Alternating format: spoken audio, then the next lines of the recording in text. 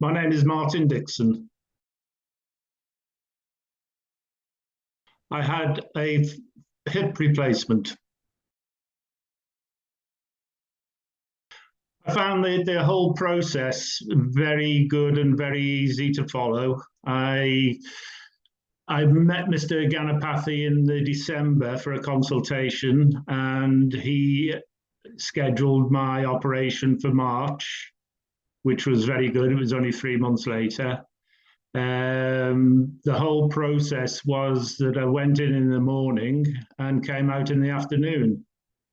Afterwards, I just looked after myself, but knew that there was always support behind me if I needed it.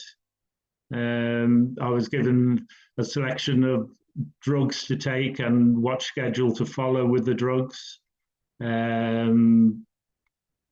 All in all, it was a good experience. I wouldn't want to go through it again, but it was a good experience. It was made very easy. The whole process was made very easy purely because I was discharged on the day and I felt comfort in my own home, and the healing process started as soon as I got home.